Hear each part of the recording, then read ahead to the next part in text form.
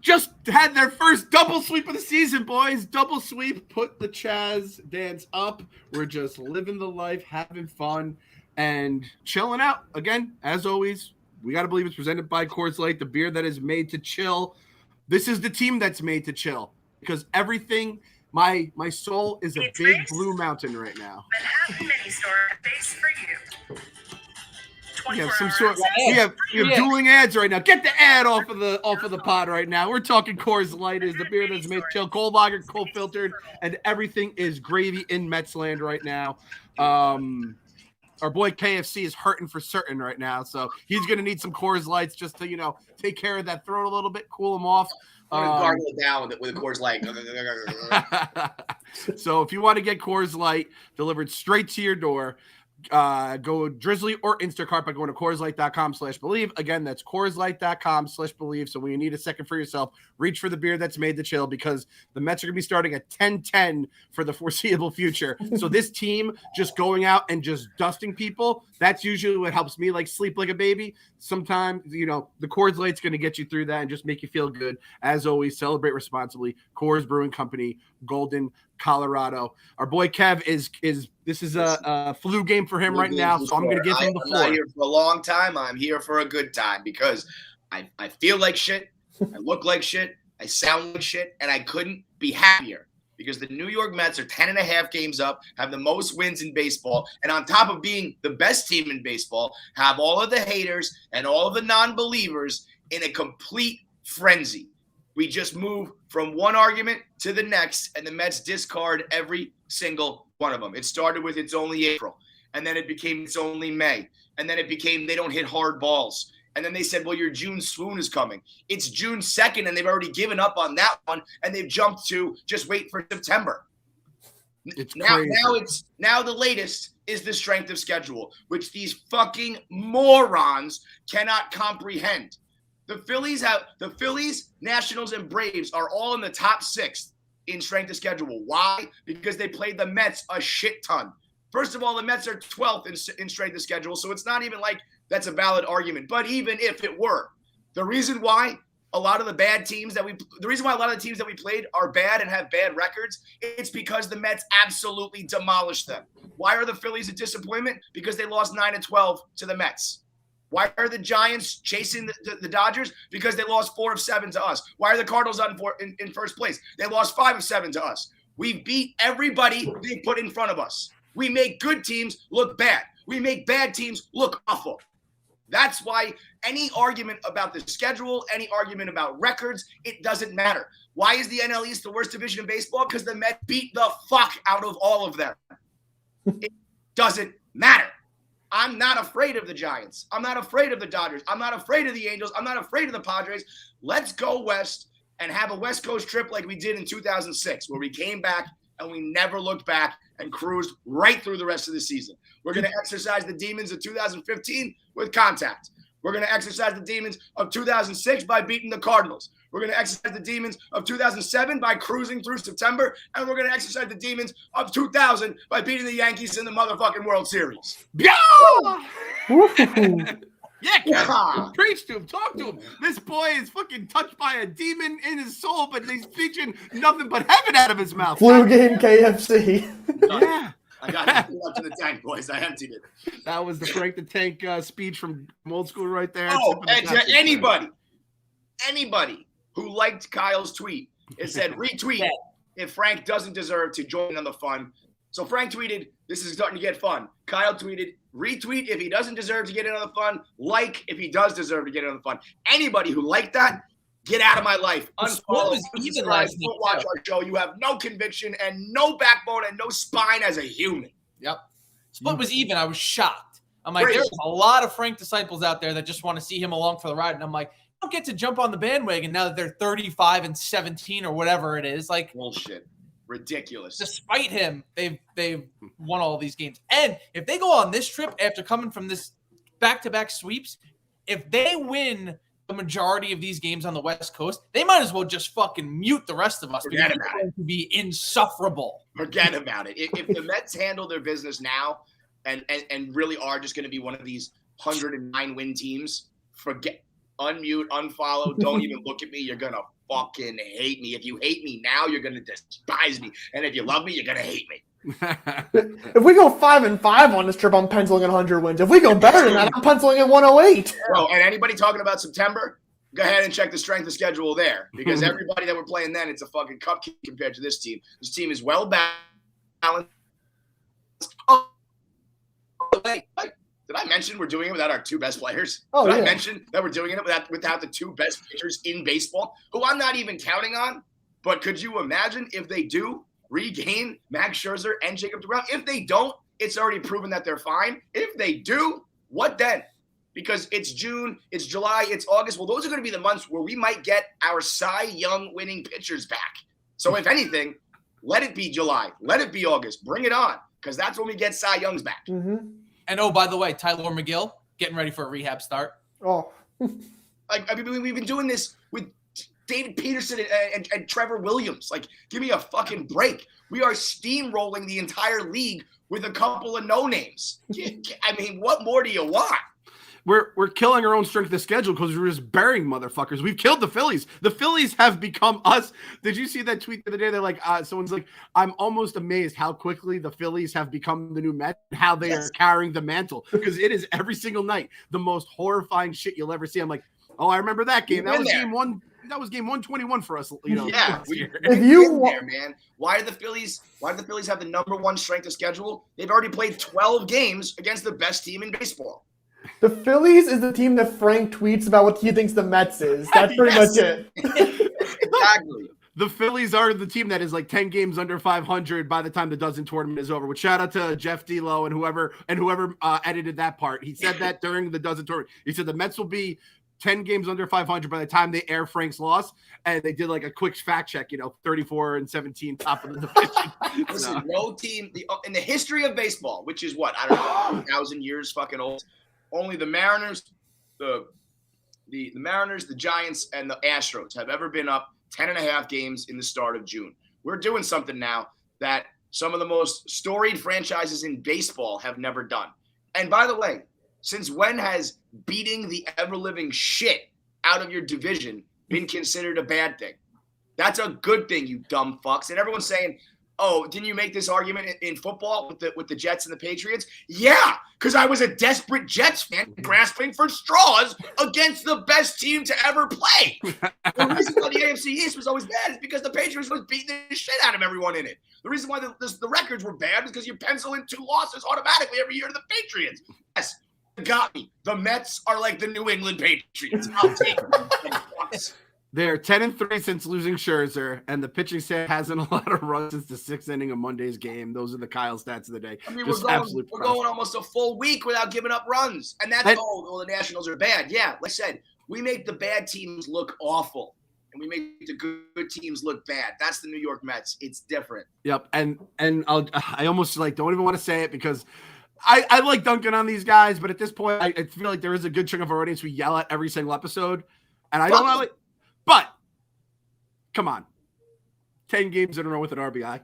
The Lindorks are just – and listen, we realize that RBI is like average. It is an outdated stat. But if you guys were going to keep giving us batting average, we now have to fucking shove the RBIs down your fucking throat every time he knocks it in. And a part of you is a little upset because you can't bitch about our $341 million man anymore. Well, listen, you want to throw out overall batting average? I'll throw out batting average with runners in scoring position because it's through the fucking roof, man. We can use outdated stats. We can use new age stats. Francisco Lindor is not good. He is beyond good. He's on a tear right now that only like Mike Piazza has ever done in this uniform. Give up. It's over. Yep. Lindorks, you're dead. You're done. Yeah. Also, to be honest, like this West Coast stretch could go poorly because you know what? The Dodgers just got swept by the Pirates. Is anybody telling them that their season's over? No. So if the Mets go out on this West Coast stretch and they stumble a little bit, it doesn't mean a goddamn thing because the proof is already in the pudding for a 50 game sample.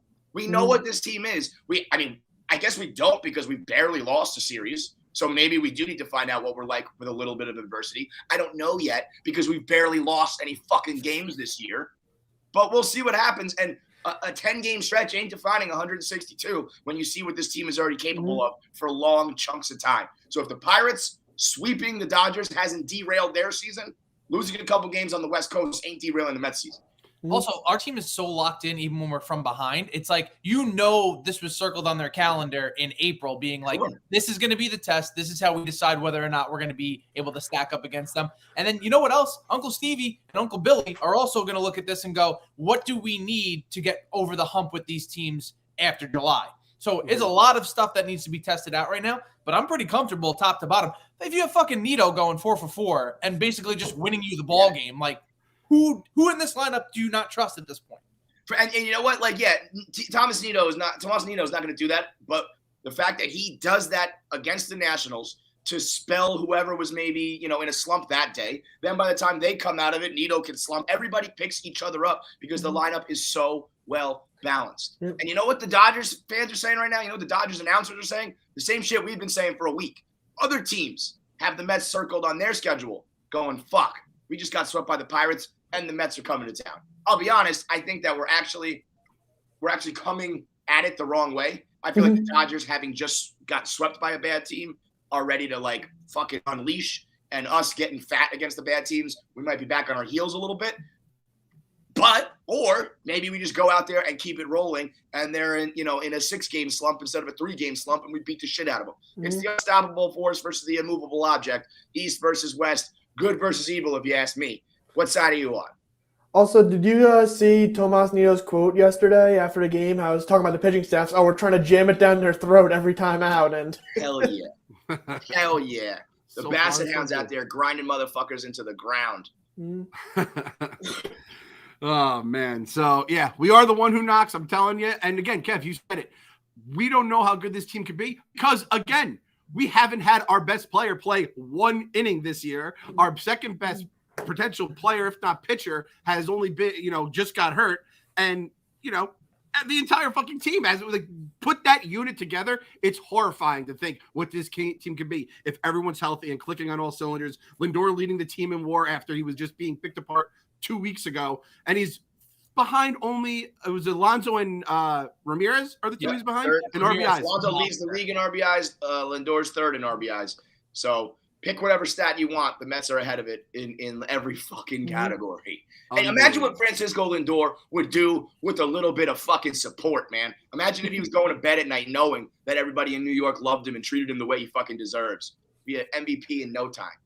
Yeah, that's exactly what it was like for him in fucking Cleveland because they loved him because he was, guy from their farm system, came up, absolute star. So again, and I'm kind of interested. Like obviously every group of friends or your Mets fan text chain, whatever it may be, you're gonna have like your quote unquote Franks. I don't think anyone has like as dark a heart as Frank, but you're gonna have the negative guys and whatever. I'm interested to see the dynamics if this team keeps winning, where at some point those people have to just give up. And you gotta just tip your cap. It's like, what if they're just the best team in baseball?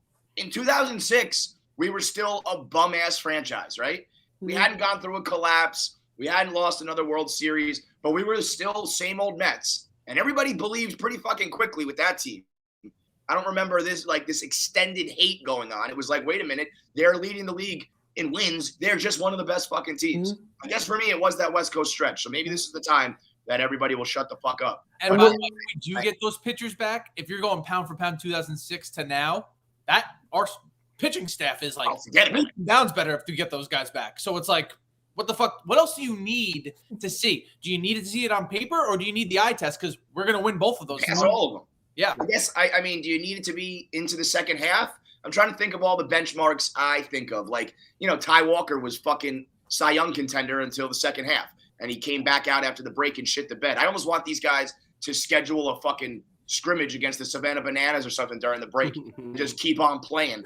I don't want anybody's mental shifting. I mean, that is a human nature thing where, maybe you take your foot off the pedal a little bit because you get a vacation or, you get a break and you say like, we're good or whatever. I want everybody to just keep doing what they're doing because, it's such a goddamn long season. It's such a stupid sport that there's only a couple more hurdles to pass before you're just like, they're a postseason team. And then that's a whole other, then you erase every record. You throw every fucking stat out because the postseason is a crapshoot with a little bit of talent swaying you, So then who knows? You could get swept in the first fucking round. You could get bounced like the 116 win Mariners. Anything can happen then. But the first battle, I think we passed every fucking test, and there's only a couple left. I mean, we're so good. I totally forgot Kyle was walking on a treadmill yesterday. I know. It's my mind. Good work, Kyle. Big W was shutout win. That was big for you. That was big for your confidence, I think. Yep. 3-5. The comeback's on. And it's getting easier, too. Although, Nito hits that double, and I'm doing the wave to wave him through or whatever.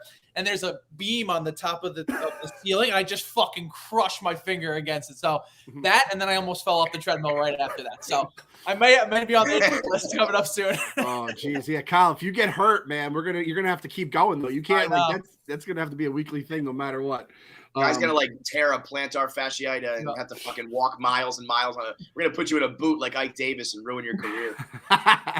And again, this team is different. I don't remember who said this to me at Barstool, the ballpark, but I wanted to mention it on the pod. They said that Buck was in the dugout, and he was saying how he couldn't see his right fielder based on the way the dugout was constructed at Citi Field, which sounds about right with the way the Wilpons built this fucking thing. I'm sure that was part of the charm of Ebbets Field. You can't see the fucking right field from dugout? I guess the way the angle was, there was something where you couldn't see some angle, whatever it was. And he's like, I need a perch. And they said by the time they got home from the next road trip, it was built. Uncle Stevie shelled it out. Bro, that's my favorite Mets story of the year. You want wins? We got them. You want sweeps? We got them. You want perches? Boom. You got them. Whatever Buck wants, Stevie gives. I mean, if that's me, I'm going into the dugout going what I need is a jacuzzi by my locker. You know what I need is a TV in my new car. I mean, we're not far off from the Mark Gooden tweet becoming real, where everybody gets a car if you hit a home run. The Citi Field's been up for 12, 13 years, and this is just being noticed now. No other coach, no other person's wait, I can't see the right fielder. You're telling me that Mickey Callaway, Luis Rojas, Manuel. Kevin, you're saying the names. Yeah, that's exactly what right. Say those guys ever looked out into right field? I have to verify that this is actually true. But why else would you get a perch? Show me the perch. Gelbs or Tacoma or somebody. Show me the fucking perch. I want to see this perch. I'll put a perch on a motherfucking t-shirt. Yeah, we call it Buck's Landing or something like that, right? Oh, I like that. Buck's Landing. Hell yeah. And maybe we could have a bird's nest where that warbled hawk can come and chill. We'll put some bird treats in there, and you can watch. The second I saw the hawk, I immediately was peak. What did we have? Parakeet. Yeah, I'm what's the animals there? We got a weird history with animals, man. I'll tell you what. That parakeet it's a good fucking comparison. That parakeet, the 2015 team, that was fun. It was fleeting. It was bright. It was whatever. It burns out. Now the New York Mets have evolved into a fucking hawk, and we are a bird of prey. That's what we are. We attack, we pounce, we fucking murder, and we eat our food after we kill it. That is the perfect fucking comparison for this team. I like that. We'll make we're gonna put a Living the Dream shirt up on sale soon. If Nick Plummer. I'll do a Jake Plummer shirt. I love Jake the Snake back in the day. I might just call him Jake Plummer. I might call him Jake the Snake from now on, even though his name's fucking Nick. If he keeps it up, we got a great Super Mario shirt coming out for him. We got a ton of merch right now for the next 7 hours. We've got a 24-hour sweep sale on. Anytime the New York Mets sweep, you get 10% off all of the Mets gear. We got a ton, man. We got Edwin Diaz. We got a Janko shirt on sale. He's not even on the fucking team. We got a ton of merch. If you support the pod and you want to get some good merch and you support the team, buy some shirts now. It's always good to help the bottom line when we're trying to keep up with all the big dogs here doing a smaller niche podcast. So just a favor, buy the merch, get 10% off with the promo code Gotta Believe 10. You got a few hours left before game time starts. And then who knows? Maybe when we sweep the Dodgers, we'll just keep the sale running. I mean, at this point, we just keep sweeping. So at this the polar bear shirt is the big one, the hoodie and the T-shirt. It's a sick design. Obviously, Francisco Lindor is hot right now. We've got the Buck, you're gonna make me believe. Oh, the Buck shirt. You said, it's gonna be on sale as long as we're in first place. It's maybe on sale the whole season at this point. Say, ain't no looking back on that one. This team is different. Is the mantra for the whole squad. Marty McFly, we got the Max shirt, but when he comes back, Ed Wynn with the trumpets because Blaster Jacks is the best fucking song in the world. Uncle Buck for all the love he's getting. The Lindor shirt was the first one we put on sale for this team. That one is fucking fire. And of course, Uncle Stevie and our main man, the most important of all, Janko. That's gonna be a collector's item. I was telling the guys the other day, kind of with the Lindor, the silhouette like we did with Janko. I want to do one with Guillorme with the beard, but he shaved it. But the Guillorme, what? It's coming back. Yeah, it's coming back. I mean, just to throw the fucking like aviators he wears or something like that. You just throw the beard, because the Luis Guillorme love is like one of the highest benchmarks I've ever seen for a Mets player. Yep. And it's 1,000% earned. 1,000%. And we all liked him the last few years. If you go back to the pods, we're always like, I like Guillorme. Maybe don't want him batting every single day, but he's just fucking the best player in baseball now. And I've said this. I'll go to my grave. Luis Guillorme. Yeah, exactly. Luis Guillorme was created in a lab, basically, for dads to love. He plays good defense. He makes contact. He fucking can lay the bunt down, right? And he doesn't wear batting gloves. He is everything a dad would want in a baseball player. He is an absolute dream. I think like I may trust Luis Guillorme as a player more than any player in the New York Mets, because he does everything well. Bro, we were talking about, me and Pavs were talking about, who do you really want up in a big spot? And it's like, if you need a home run, Pete, right now, if you need an RBI, it's Lindor. But like in any situation, you can look to McNeil. You can even look to Canna to get a good at bat and foul off, 7 or 8 pitches. You can look to Guillorme, who's going to, manufacture and go the other way or move the run over, or whatever it is. There are so many guys I trust. Even Starling Marte batting 290. What? Like, how did that even fucking happen? How is he batting like 30 points higher than some of our best players? I don't even know. It's because everybody can fucking hit. I trust almost everybody on this lineup. It's incredible. The second he got back from bereavement, he's like a whole different tier level of player, because he was good this whole time, but like not necessarily crushing the ball. He's like a guy who's got a ton of pop. It looks like his jersey's fucking painted on him. So jacked, man. He is one of the most fucking cut baseball players in my life. The Marte part. I'm going back to the church, though, because we didn't talk about this. They said on the broadcast yesterday that the flight out to L.A., there's no TVs on the plane, which seemed like some budget stuff. But at the same time, I'm like, maybe Buck has some sort of like team bonding thing planned for the trip, where he was like, nope, I don't want any distractions at all. I want the guys just to be like together, like camaraderie type of stuff. What do you guys take on that? I think it's Stephen Cohen probably hired a bunch of strippers. We've got airplane strippers. It's like, they don't have TVs because they all have like little hologram movie players, because we've got whatever's beyond TVs. I don't know what that's about. I hope that's not some budget shit, because that would be, if we're building perches, we better have fucking TVs on planes if we want it. But I would imagine, maybe it's some 1986 shit. Maybe they're doing steak shoes. Maybe they're strapping steaks to their feet and stomping around. Who knows? Maybe that's it. Maybe they're saying, you're on pace to be better than the 86 Mets. Let's channel that team. They didn't have any TVs on their West Coast swings. Let's be like Doc Darrell and the boys, just minus the crack cocaine. Yeah, preferably without the hardcore drugs that could fucking lampoon an entire fucking career. So you going to the bullpen, Kev? You're all right, or yeah, I'm gonna bow out and let you guys talk the rest of the stats. But I've said my piece. Fuck the haters and the non-believers. We're gonna keep stuffing it down your throats, like Nito says. Yep.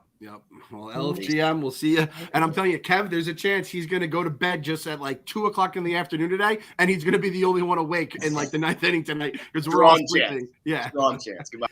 Take that NyQuil, baby. Take that NyQuil. So how are we feeling right now going into this gauntlet? So we have Dodgers first, 4 against the Dodgers, and the pitching. Like, I was trying to think, like, we're lucky with the pitching. I don't think you can get lucky with the pitching with the Dodgers. Isn't that the whole thing about the Dodgers? It would have been pitcher's Bueller.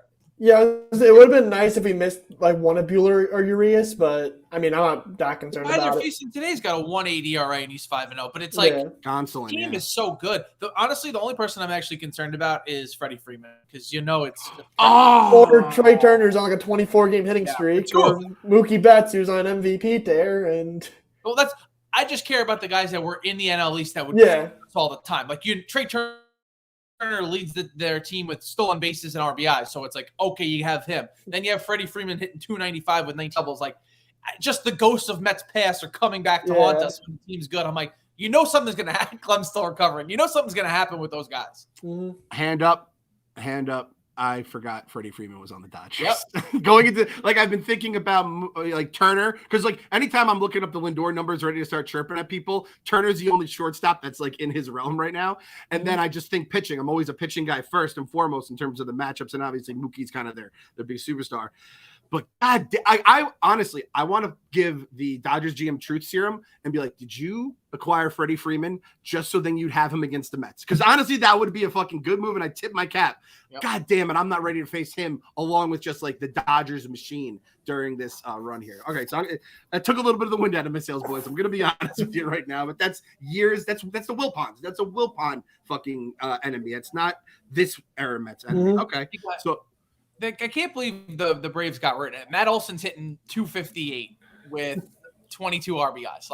They deserve to be where they're at for letting him go. That's the franchise player. Now we have to deal with him on another franchise, which sucks. Yeah, we're going to probably end up facing them in the playoffs. We'll face the Braves a lot in the regular season, but we'll be facing the Dodgers in the playoffs probably every year. So Freddie Freeman's not going away, I would imagine. Yeah. And when it comes to the rest of the trip, the Padres just got swept by the Cardinals. They were awful in May, in terms of offense. And then the Angels were in a downward spiral themselves. I think it's 5 or 6 in a row they've lost. The Dodgers are the only team on this trip I really could say, this is the team that we had to compete against. Padres and Angels, I think we could handle them. Yeah, and again, so the matchups right off the bat, it's Walker, Gonsolin, Bassett, Anderson, Peterson, Buehler, Williams, Urias. I feel like we were good against Urias. I mean, he's kind of had a weird career so far. We actually faced him in his debut. I think I don't know if it was David Wright that homered on or if David Wright homered in that game, but I'm near positive we faced him in his debut in 2016. He's the guy that was supposed to be their up and coming ace, and then he got relegated to the bullpen, and now he's back, and it's all over the map with that guy. But it seems to be clicking for their entire staff. And you're going up against Trevor Williams. It's weird to watch these guys that were running out there, and Cookie Carrasco yesterday, 5 innings pitched with 5 walks. You're looking at that normally, you're that's a shitty outing, but there's no runs. So yeah, that's all you need. That's all you're looking for is 5, and then you just hope the bullpen takes it over. Very much that's baseball, Susan, where he didn't pitch as well as he did in his previous start, and you give up less runs. Granted, and shout out to the Nats, I'm very happy to just have Juan Soto he's still walking and doing whatever, but he has no one else on the team. Nelson Cruz is slower than Wilmer Flores at this point, which I never thought I'd see a baseball player slower than Wilmer Flores. Josh Bell is a motherfucker though. He is so fucking annoying to deal with. I like him. I wish he if he had ended up on the Mets, I would have been very happy. By the way, the strength of schedule, folks, I thought this was the case. The Mets strength of schedule, they're 13th according to this ranking. The Dodgers are 27th. The Dodgers have played fucking nobody so far, and they just got swept by the Pirates. And listen, I know the Dodgers are fucking awesome. They're going to probably be awesome the rest of our lives, or as long as they have this ownership group in charge. But I mean, I don't understand. Again, I guess it's probably just Dodger fans aren't on Twitter like we are on Twitter, and Dodgers don't have a whole history of being tortured. So I don't know, man. I'm not as scared as the Dodgers as I should be. All right, I'm just gonna say it now. I'm scared of Freddie Freeman though. Fuck, I can't believe that's going on. So are you guys like me? If we go out, there's a rough trip. I will blame the injuries a little bit, flat out, and it's just kind of but I don't think it'd be worse than last year's gauntlet. Last year's gauntlet, just every game, either it was a blowout or it was a 1-run game. It gutted us. It came at the worst time, and everything that could go wrong went wrong. If that, nothing can be as bad as it was last year, right? No, because the Giants were 100 and whatever win team, and then you had the Dodgers, and it was just back to back to back to back to back. And the team was struggling all year as it was. It's not like we were pulling off 7-run games. We were lucky to get 4 runs. We were lucky to get 2. Yes. So I think that just the DNA of the team makes me feel a little bit more comfortable, where I'm it doesn't matter who their pitchers are. We're just going to be tough outs no matter what, top to bottom. I mean, they got fat at the right time and in division. So you got to beat the bad teams, and you got to beat the teams in the division, and that's exactly what we just did. So now it's kind of like playing with found money. You lose, you lose, but we have such a cushion that I don't know who the other teams in our division are playing, who the Braves have coming up, but it's you can just lose on the same night as all these other teams. We can come back with a 500 record from the trip, and we don't lose any ground.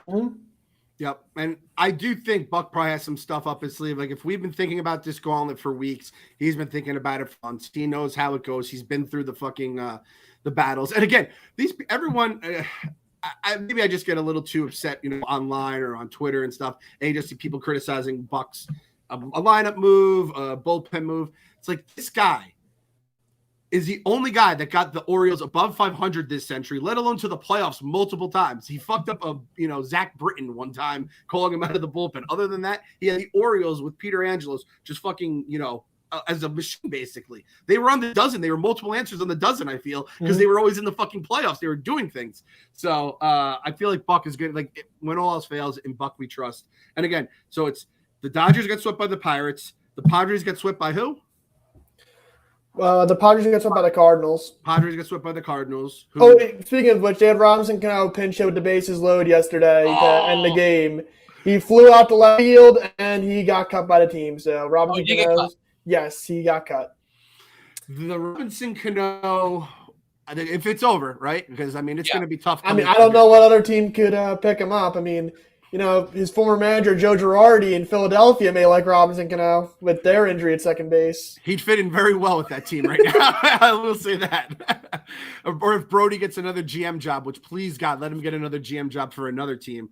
The Robinson Cano thing is so unique because if you had just if I've been in a coma for the last 5 years and woke up and just saw the amount of Mets fans' hatred for Robinson Cano, I'd be like, you guys are still holding on to those Yankee days. And in the end, there's a chance it doesn't hurt as much as we thought. I hope to God that's the case. I don't wish ill on Jared Kelenic personally. But if Kelenic doesn't become the next Mike Trout and Edwin Diaz keeps being fucking an elite closer, everything's going to be right. And I don't know about you guys, I'm already penciling one blown save at 1 a.m. that's going to cause everyone to lose their fucking minds. Everyone, like I said, everyone right now, don't get mad at the bullpen because they're going to probably get overworked, overtaxed. There's a lot of games in a row against good lineups with a rotation that does not have a lot of arms that can go deep. And then it's just it's fate that there's going to be the one Edwin Diaz blown save after midnight. It's just how it's going to go. I love Edwin Diaz 23 hours a day. Once the clock hits 1 a.m., I just don't have it in me. He's like a gremlin. He's like a gremlin. After midnight, don't fucking feed him the baseball or else he's going to turn evil on you. That is a great call right there. Great call. So Gonsolin, I've had him in fantasy. He's like kind of a guy who's done both, right? Has he started and relieved in the past? He started a World Series game, I'm pretty sure. So yeah, okay. Tyler Anderson, know nothing about Tyler. Former Pirates pitcher last year. Shit. Soft tossing lefty. He's one of those Pirates guys, huh? That just goes to another team. His career ERA is 4.49, but his career with his ERA with the Dodgers is 2.0. All right, we have to just keep getting more Pirates. We have to start getting the Pirates pitchers because that seems to be the way to go for good teams. Walker Buehler, we all know him, obviously. He's actually been in a bit of a slump. He got tagged a bit by the Pirates the other night. So okay, and then Urias, and again, 2 lefties, 2 righties. I still not comfortable against lefties, but we it's so weird. We're a pretty righty heavy lineup. You know what I mean? Obviously, McNeil and Nimmo are so important to our success as lefties, but we have either switch hitters or righties basically everywhere else. It's more about just guys figuring it out pretty much for lefties. It's going to come around, and if it doesn't, we'll trade for the guys that will. Xavier Nady, he's out there. We can pick him back. The Mets lefty situation has been a problem ever since that fucking fateful car taxi ride down in Miami that we do not speak of anymore. Yep. So again, it's the unstoppable force versus the immovable object, like Kyle said. Injury. I just wish we were going up full strength because like Kev said, if we go 500 on this trip, I am going to be an asshole. I can already tell you guys right now because we haven't been able to enjoy any of this success without the nitpickers. And then with Scherzer, with DeGrom coming down coming back sooner rather than later, hopefully. McGill coming back. What do you guys think? Do you think McCann is a net positive? He has to be, right? I feel like he's been pretty good calling the games. I saw someone said Bassett hasn't been the same since he went down. Because one, they pair him up with Mazika, and those two just do not get on the same page at all. And I'll say this, I don't think we need to trade for a catcher. I think a lot of people keep on talking about that. It's a weakness. It's Nito's probably one of the best defensive catchers in the National League right now. I like that. And we have a lineup where you can punt on offense from catcher because you have 8 guys in the lineup that are good hitters. Yeah, agreed. I think McCann could benefit from the time off too. I Yeah. think he could come back and be like a manageable bat also because we were sold alive by the White Sox fans. Oh yeah, they were just pumping up. They pumped him up in our brain. If they didn't say a word and we just got this guy, I think it would be a totally different perception. But they were like, no, he's a legitimate starter. He's just stuck behind the other guy. Like if I knew nothing about him and then we just got him, I'd be like, he's a solid catcher. He's exactly what we needed because we needed somebody who could play defense and throw people out. I didn't need him to hit 250 with however many home runs, but they made it seem like that's what he was going to do. And now when we look at him, we're like, please don't hit and do double play. So all he has to do is get a little bit of lift, just stop hitting ground balls, and I think people would completely flip the script on him. Mm-hmm. Yeah, I'm with you on that. And it's never, in the end, if it's not a lingering injury, it's never bad to have your catchers take a little time off. Just like with pitchers, if they can get ramped up and be back into it, I'd like to have some fresh arms come, September, October, which, did you hear that Buck line? Where he's like, I think they're like, is this a good team? He's like, we'll find out in September and October. I love that he threw October in there. He didn't say September. Meaningful September games. We might actually have to put the shirts out this year. We've been saying it since like the birth of the podcast. If we put the division in August, is it really meaningful September games? That is actually a fair point, Phil. That's a fucking really good point. Wow. I didn't even think about that. Yeah, it gets to that point where we're playing for what? Is there one bye? I don't even know. No, there's 2. We've been playing for a top 2 seed. So we're playing for a top 2 seed. I thought the scary thing, like having a 3 seed, having a 3 seed in the NL doesn't even mean that much. You still have to play that 3-game set versus the 6 seed. Mm-hmm. You want the top 2 seed. Teams get to pick who they play now? Is that No. It's the 3 versus 6, 4 versus 5. Okay, because they were going to do that, right? They were, but I think they realized it's a stupid idea. So. I'm telling you, I would love it. Just like the shit talk thing, this whole Tommy Pham, which now Mike Trout is getting dragged through the mud as a shitty fantasy football commissioner, which I just love that Mike Trout wasn't a commissioner. I think that would mean something. Tommy Pham just seems like a guy who just fucking is just burning down the house and just letting it fucking blow up without turning back. So, I don't know. I kind of like that. It's kind of like the NBA when they draft the all-star teams. And then there's always, like Kyrie's the last guy taken or James Harden, and everyone just gets to, get their memes and their jokes off. Phil, I feel like you're the fucking head of that. You're like the head of the line of that. You should love this shit. If look, it's a great idea for entertainment purposes in terms of I'd be terrified if we pick we were to pick like a shitty team, like, oh, we want this team to play, and then just blow our doors off. Like, that's scary. Yeah, bulletin board material for days. Well, that was like when they were pitching the idea, we weren't supposed to win the division or whatever. And they were like, even if the Mets are a wild card team, nobody in their right mind is picking the Mets to play because they have the 2 aces that doors off. So it's like the matchup, if we get to the playoffs and those guys are healthy, I don't think anybody's going to want to play us. Yeah. I mean, look, if we had to play a best of 3 and we have DeGrom and Scherzer going, I'm not going to be as shy of that. It's just I don't want that in a scenario. We shouldn't have to. All things considered. Yeah, because then at that point you're becoming the hunted even more so just for being good. And you'd also want those 2 rested up to start the NLDS anyway. So I mean, we're talking about playoffs in June. It's different. The fan, I bet the people who are on the other side of the fan base that are a little more pessimistic still are just like, do you hear these assholes talking about October in the I'm lining up around. We've become the WFAN callers. We've all been fucking, making, hey, Mike, what do you think? You go Pettit one or do you go Clemens one? What do we do right now? We've become the fucking Yankees fans out any of the World Series titles. God damn, this is fucking great.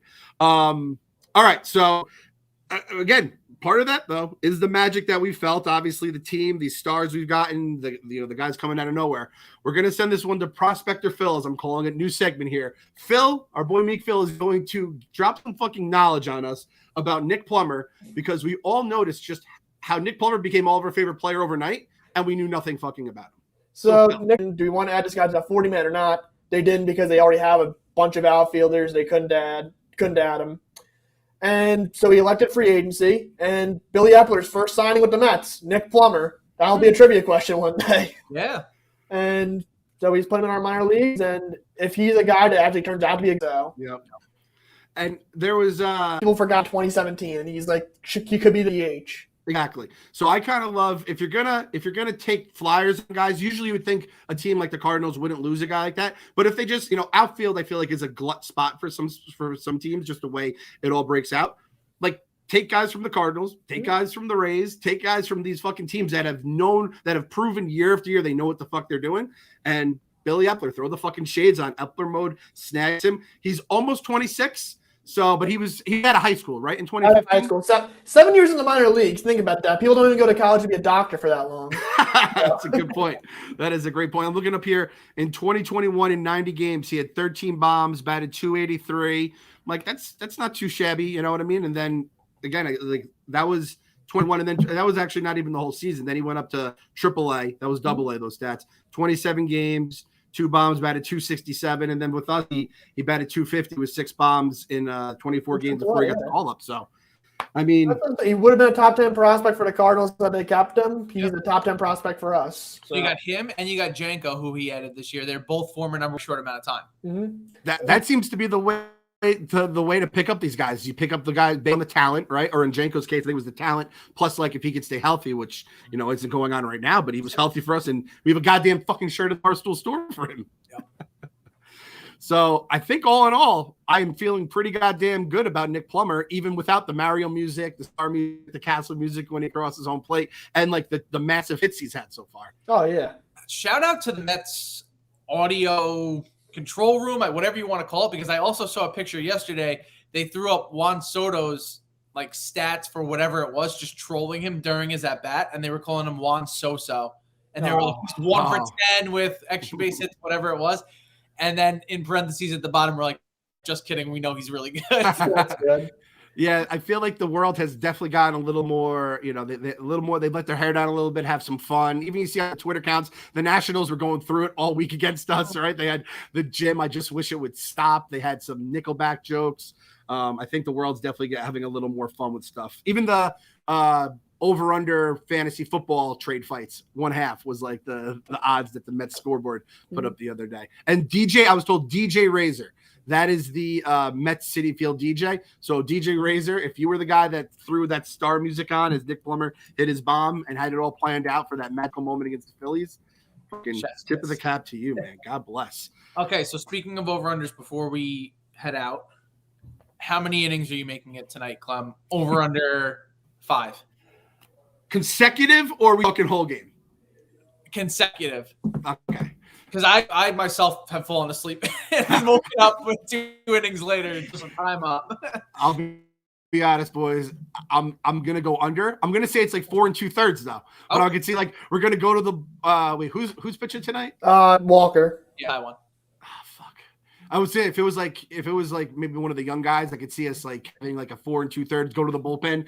Bullpen calls, that's the end for me. You go to the bullpen, you might as well just inject me with fucking sleepy juice. I'm gonna go under, but I will say over for the whole game because I will wake up at some point. Thank God, what's his name? Trevor May isn't pitching right now because every time I would sleep through his like inning, that would be the inning he always would like just completely fuck the game up for us, and everything would be upside down. Phil, are you just like locked in 9 innings? Yeah, I'll be up all 9 innings. I'll probably be up like an hour after the game anyway. So, oh man, I wish I was still in that mode. I mean, there was a time, obviously, when I was your age, I was able to do that. I sound like a graybeard saying that.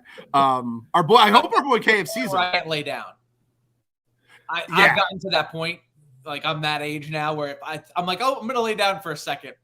Can't do it. Can't happen. I have to stay upright the entire time, and even then, I still kind of like doze a little bit. It's getting bad. It's fucking real, man. Father time is the realest thing, and that's why I always love talking like Mets baseball with the moms and the dads and all that stuff because it is one of those things where Kyle, listen to what I do. I start the game laying down because I go, why fucking fight it? It's just gonna come anyway. So I just lay down and I have my little pillow there, and I'm just ready to go down. Or the recliner's the other thing. If I go in the recliner, that's my bullpen game. Like that's 1 inning, maybe 2 max, and then I'm out. Yeah. So we'll see. And again, the funny thing about this podcast, and it was this way even when shit was not the good old days. It was the bad old days, the end of the bad old days, hopefully for good. Is we'd always be like, all right, maybe we'll do a podcast here. We said maybe, so we told sales, we're going to do a podcast Memorial Day, but we were kind of waffling whether or not we should do it because everyone's going to be around, yada, yada, yada. We did 3 goddamn podcasts between if you include Thursday's podcast, we did 4 podcasts: Thursday, Friday, Saturday, and I think Monday. We did 4 podcasts. We're going to be doing these fucking late night podcasts if the Mets give us a reason to. So make sure you subscribe to the YouTube. Obviously, a lot of this stuff is going to be YouTube exclusive. But I don't know, man. Like, if it fills up and those texts, if me and Kevin are out, even Kyle. Now I'm scared to wake you up during a game now because of what happened in San Francisco. Yeah. Now I feel like maybe I should just come sleep this one through. I did wake up for San Francisco and I missed. No, but I woke up on my own in San Francisco. Okay. That one, but we woke Kevin up. Maybe we can't wake Kevin up. This is poison Mets brain. This is every baseball fan where it's like, all right, you have to sit in the same spot. We have to drink the same thing. We can't get up. And if the runs are coming in, it's all hands on deck now. This is the Dodgers. Then we have the Padres and the Angels. This is the gauntlet. It's all hands on deck. So, and I want everyone who's listening, watching, whatever it may be, I want you guys to fucking, whatever your good luck seed is tonight, I want everyone to feed themselves a good dinner tonight. We eat well to start the road trip and we go from there because tomorrow morning is going to fucking suck. We know that no matter what the weekend comes, Eagles of Anaheim, of California, of whatever the fuck they want to call it, we are the one who knows. Gotta believe. Gotta believe. Gotta believe.